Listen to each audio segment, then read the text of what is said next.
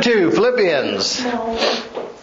If therefore there is to be any encouragement in Christ, if there is to be any consolation of love, if there is to be any fellowship of the Spirit or affection and compassion, then make my joy complete by being of the same mind, maintaining the same love, united in the same Spirit, and intent on one purpose. Let each one of you do nothing from selfishness or empty conceit, but with humility of mind let each one of you regard one another as more important than themselves. Do not merely look out for your own personal interests, but also for the interests of everyone. Have this attitude in yourself, which was also in Christ Jesus, who, although he existed in the form of God, did not regard equality with God a thing to be striven for. Instead, he emptied himself, taking the form of a bondservant, made in the very likeness of men. Being found in appearance as a man, he humbled himself by becoming obedient even to the point of death upon a cross.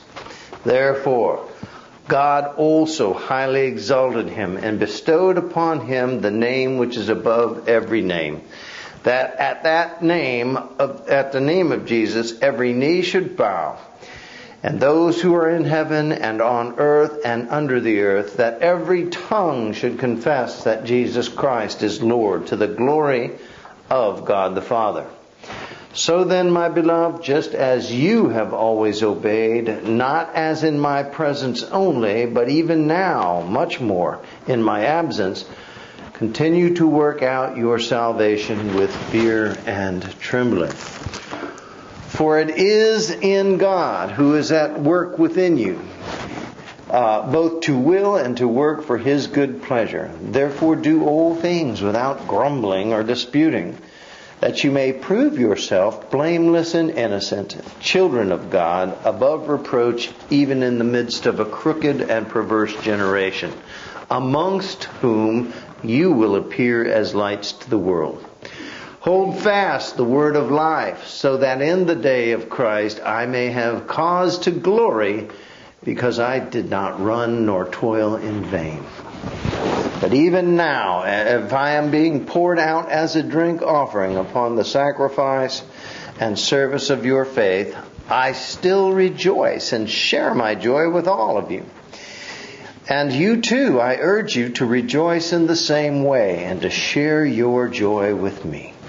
But I hope in the Lord to send Timothy to you shortly, so that I may also be encouraged when I learn of your condition. For I have no one else of a kindred spirit who will genuinely be concerned for your welfare. For they all seek after their own interests, not those of Christ Jesus. But you know of his proven worth, and that he has served me in the furtherance of the gospel, much like a child serves his father. Therefore, I hope to send him to you immediately, as soon as I see how things are going with me.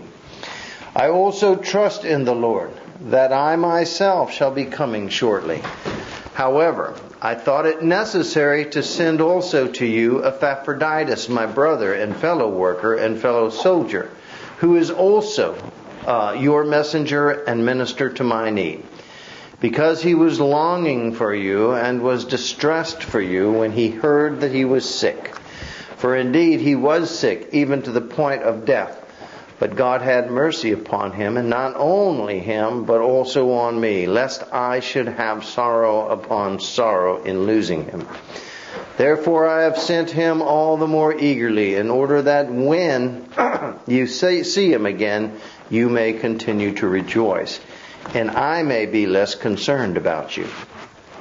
Therefore receive him in the Lord with all joy, and hold men like him in very high regard, because he came even close to death on the work of Christ, risking his life to complete that which was deficient in service to me. What do you think? Well, Don't tell me my notes that you've already studied 300 times. I want these other people to think a little bit. what I think he's giving a lot of reasons for us to praise God or Jesus. Well, remember the first one. Where's my marker? The first chapter we kind of characterized as joy. Remember, Paul is all about joy, even though he's locked in a prison. And in chapter 1 was joy in life in general, if you remember. Joy being the pneuma, or presence, breath, if you will, Of God. of God. When God blew into man the pneuma of life, or in the Old Testament, the Hebrew, the word is ruach, but it's the same. The ruach or pneuma. This is where we get our words like pneumatic, which mean air powered, stuff like that, or pneumonia. Where's that? Infection of the lungs, disturbing the airflow. Okay, it's from the Greek pneuma, which means breath or presence of God, is a better way to say it. And C or C, yeah. S-E, I can never get that right. Anyway, that's joy, as opposed to happiness, which comes from the word to happen or circumstance. Happiness comes from, I forget the exact word, it's Happenstance? No, it's I forget what it is. But anyway, it means circumstance is what it means.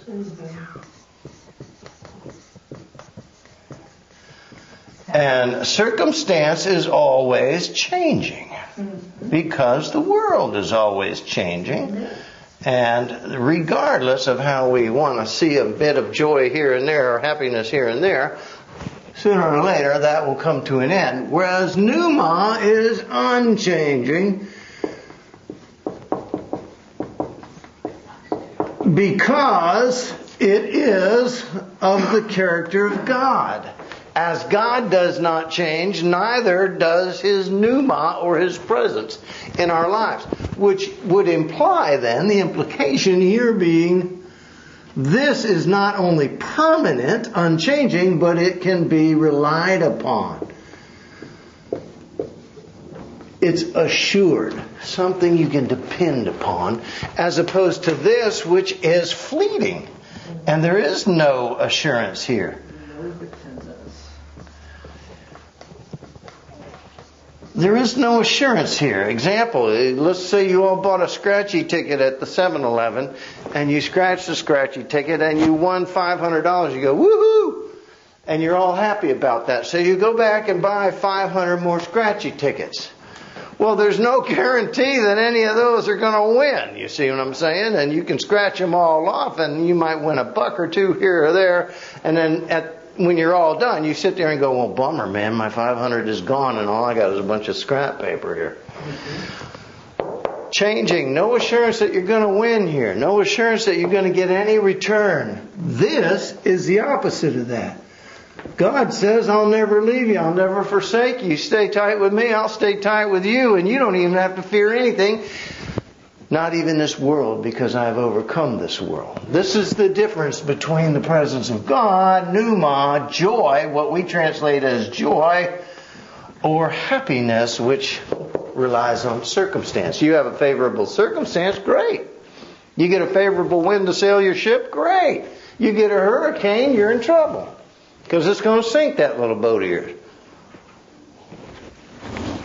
That's the difference. People say, well, why do I got to believe in God? Well, you don't. First and foremost, you don't have to believe in God.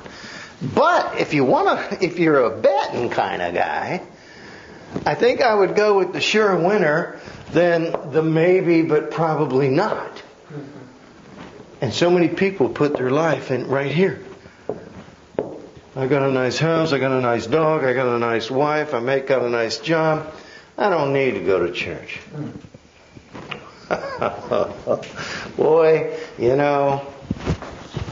I wouldn't say that in the face of God. Because He can take all that nice stuff away in a heartbeat. Like old Spurgeon said, the man was going home and he fell off his horse, hit his head on a rock, and then rolled over and fell off a cliff 3,000 feet. So much for his nice anything. He's landfill down there is what he is now. So what are you going to bet your life on? What are you going to risk yourself on, your own being? Paul says, first and foremost, make sure you have joy or the pneuma, the presence of God, in your life before you attempt anything else. In other words, you can't give away what you don't have, right? God says, go and love one another as I have loved you. Well, what if I don't know that love of God? How am I going to love you, Barb, if I don't know the love of God with which He's told me to go and love you with? At best it would be hit or miss, maybe a few good deeds, but eventually I'm going to say, I'm going to abandon the effort. Most people do. They try Christianity once or twice. They come to church. They throw their hands up. They give their hands to the Lord, to God, and all this stuff until they don't get what they want. Once God doesn't come through for them, or seemingly doesn't come through for them, what happens? They're out the door. Because they're trying to frame God in this definition. Fix my mom. Give me a new job. Make my wife stop yelling at me. Do what I want. And then maybe I'll be your boy. Well, this is very Jacob-esque, isn't it? Yeah. E-S-Q-E. How's that? Jacob-esque. Q-U-E. Oh, shush. That is a Q. That's a Q. All right, it's going the wrong way. Q-U-E. Oh, hush. It's my word. Very Jacob-esque and not very Joseph-esque. It's my word.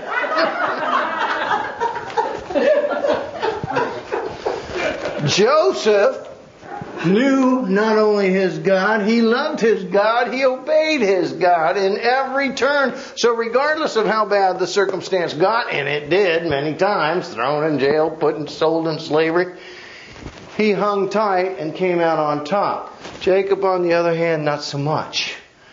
In fact, he had to fight God's angel and get beat up and get his hip busted before God was merciful and gave him another chance.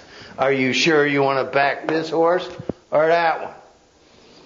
And then, of course, Jacob finally got up there. But that was after a pretty rocky life. And kind of I'll do it myself. You're going to do squat yourself. This is the difference. Now, most of the world, as you know, is down here.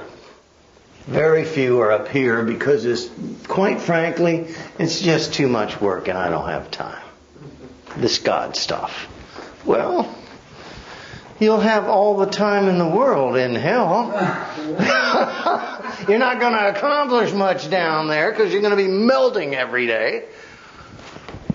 Make the time in life. So chapter 2. I gave you a hint before. What is this? Don't say it. You've taken my class 10 times. I want these people to think. It feels like it's that speech on the sacrifice. The sacrifice that Jesus made when he gave. Okay, what would we call that? Sacrifice? Close. Love? Love? No. Your ministry. Service. In service to the Lord. Like I said, He said, go and love as I have loved you. And those are the last words of Jesus at the Lord's Supper there. Well, I can't go and love Barb if I don't know about the love of Jesus, right? It's imperative for the Christian foundation or building blocks of a strong, mature Christianity, first and foremost, to know what you're doing. To put God in your life, to be aware of God in your life, to make decisions as God on your life. Then you can help somebody else out, can't you? How many times Jesus say, take the log out of your own eye before you try and get the speck out of Mary's eye? You know what? That's foundational Christianity right there. If you're going to build this thing called the Christian you, first you gotta know God before you can teach anyone else about God. Others. Before you can obey God and the call to love these as He has loved us, what do you first got to know? How has God loved you? Right there is the problem, because even our Christians, Tom, be careful. Even our Christians are about 96% biblically illiterate. Well, if they're biblically illiterate, even on grade school levels, how in the world can they know God well enough to ever convince somebody else that this is a path you might want to go down? How are they ever going to carry somebody to the breath of God? How are they ever going to carry somebody through the headache and circumstance of their life when you're not even believing it in your life? Yeah, we've got a lot of fine Christians right up until they don't get what they want. Right up until the job fails, or the husband leaves them, or the wife cheats on and goes with another guy. And then where's God? First thing, I can always tell when a marital couple's in trouble because they stop coming to church. First thing. I know that. I can always tell when somebody's mad at God. And the reason? They're not getting what they want. Because something has changed in their life. A child's gone bad, a wife's gone bad, a spouse has gone bad, cancer, somebody's got cancer, somebody's got this, somebody's got that, a job is lost, or whatever. Regardless, if they don't get what they want, first thing they do is, let's erase this. And then they put full effort of their life to try and change this. Some do. Most don't. And the malady that has befell them not only hurts them in a physical sense, but makes them reject and ignore. You know, people get in trouble, they run away from God. You know, as a little child, when I got hurt or I got scared, what would you do? Run to Mom. I ran to Mom. I ran to Dad because I knew Dad was this big giant guy who'd save me no matter what. It was instinctual in children. They run from the enemy, from the danger, from the perceived danger, and they run to what they can trust and who they know will be there and take care of it. Mom and Dad. A child knows that, but somehow once we grow to be adults, we abandon the very childlike nature that we once lived by and once directed our lives. If I got scared before, I ran to Mom, I ran to Dad. People get in trouble in the church today, where are they? They're gone. They're gone. First thing I notice, well, I haven't seen them in 5 weeks. Why? Well, I can tell you why. I don't know the exact details, but something's changed in their life. Probably for the worse. Something that was good is no longer good. Something that was wonderful is no longer wonderful. And that's why they're not here. Well, folks, I'm going to try and teach you in this, as Paul does. If it gets dicey, if it gets chancy, this is the time for you to run back to the Lord. If things up here are not going so well and you're getting persecuted and beat up on, okay, just go back to step one. And that's what Paul's talking about in service here. Even Epaphroditus, to the point of death. And yet he stayed faithful. He hung in there. God was his God.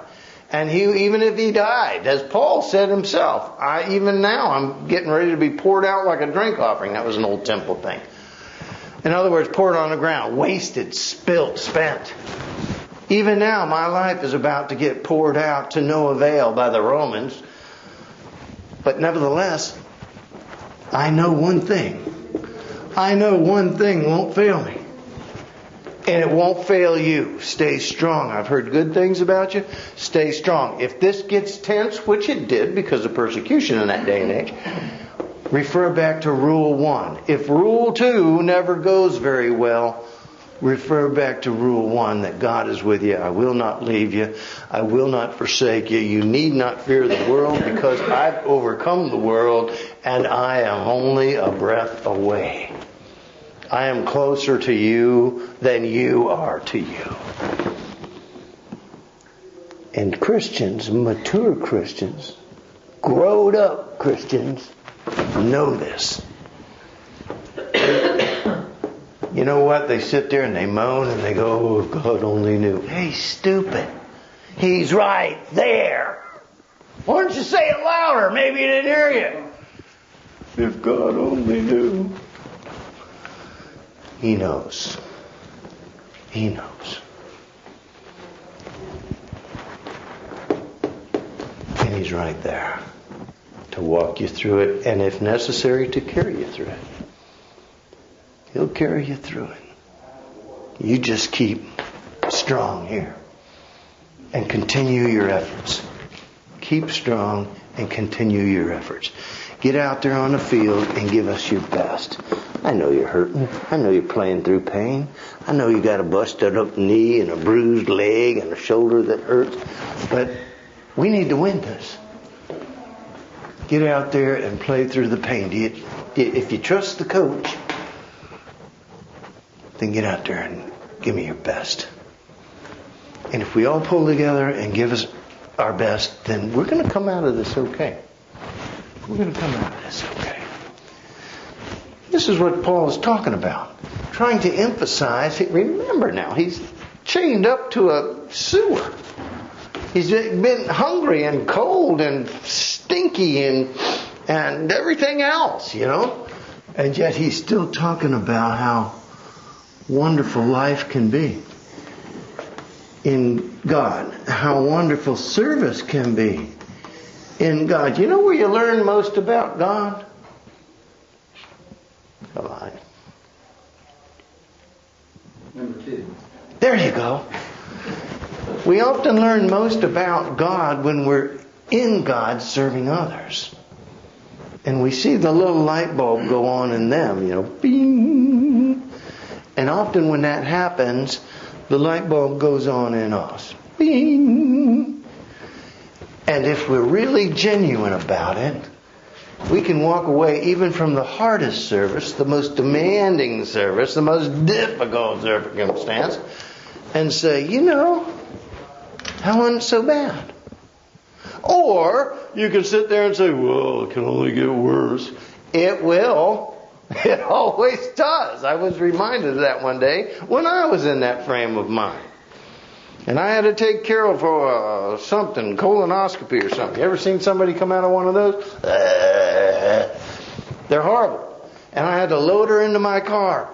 And the lady told me to park in the handicap spot. It would be okay, because it was right there next to the door where they come out of recovery. So Carol ain't no little woman. She's a trucking woman. So I was loading this thing in, about killing myself. I'm in a shirt and tie because I just come from a minister's conference. Middle of August, 115. Sweat pouring down me trying to carry this Neanderthal woman. Oh my goodness. Who is dead weight at this point. Who is dead weight. Not helping me at all. You know that. Dead weight. Nobody's helping me. Get her in the car. The car's running. And I had the air conditioner on because it's just, I'm not kidding, it's 119 degrees. So, and I get her in the car and I'm going, all right, let's get out of here. So I walk around, get in the car, and my car's sitting here like that. Why is my car leaning? Did you put on weight? She didn't care. So I got out, went around, looked, the front tire had gone flat. I had hit something and the front tire went flat on the passenger side. 119 degrees. Already sweating like a hog because of, the activity so far. So I go and get in the trunk and get all the stuff out and the tire and the grinder and all that stuff. And I'm trying to set it up. And then that old car I owned, it took an act of God to get that thing on the jack because it was one of those foreign jobs. And I was cranking. That's why I like trucks, big old trucks, just easy to get to. And I'm cranking and I'm cranking. Pouring down sweat.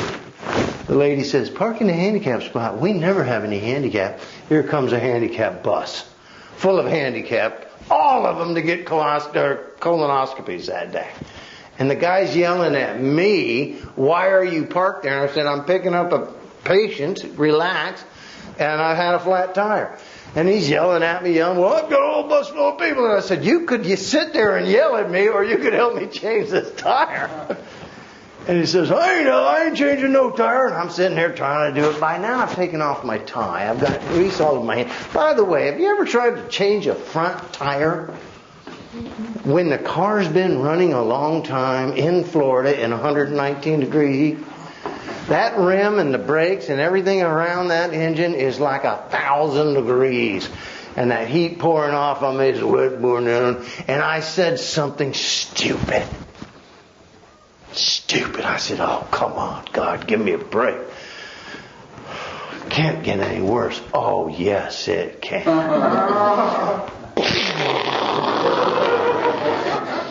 Lightning bolt about jumped right through, bang my head on the wheel well. And I'm trying to get that tire off, and it doesn't rain a few drops. Torrential downpour. And I just sat down in the water and the puddle and in the car sitting there, and I started laughing out loud. I deserved that. I deserved it. I said, okay, I got the message. And I just sat there, and it poured down the whole time. And I got that tire on there, and I tightened it up. And I got that stupid check down, and I was soaked to drenched, covered in black stuff on the tires. Threw it all in the trunk. I didn't even care if water was pouring in the trunk at that point. Got in, slammed the door. Now I'm freezing because the air conditioner's been on. Carol's sitting there. And I got the privilege of driving like 12 miles home, about as miserable as anybody could be. And I sat there and I was laughing within. Don't ever tell God it can't get worse. And I said, all right, I deserve that one. I learned the greatest lesson of my life that day, changing a stupid tire in a handicap spot. Still hate the bus driver. That's how easy that can be. When number 2 gets a little difficult in service to others, always refer back to rule number 1. Is God part of your life? Yes. Well, then enjoy it. It's a bad circumstance. Enjoy it. It's hot out here. Enjoy it. It's raining. Well, we need rain. Probably cooling you off, isn't it? Enjoy it. Suit's ruined anyway. But see, can you do that? The mature Christian can. This is what Paul means when he says, rejoice in the Lord always. Again, I say rejoice. Rejoice even in your tribulations, knowing that the Lord your God is with you. Can you do that? 95 to 96% don't even know anything about their God, let alone enough to rely on Him even in the tribulation. Yet these people will swear they're good Christians. Now, I'm not in the judgment business. I'm just trying to encourage all of you, don't be in this percentage.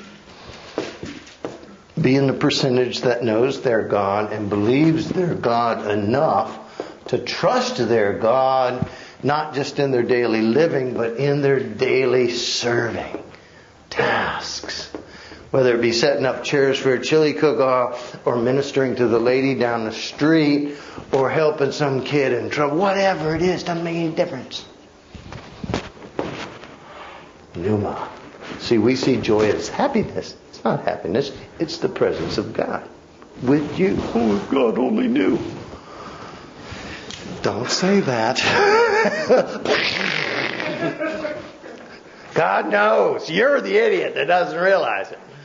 All right, that's chapter 2. Next week, we're going to put the third block on there, and then finally the fourth block. Do they have And the mature Christian will be complete. All right?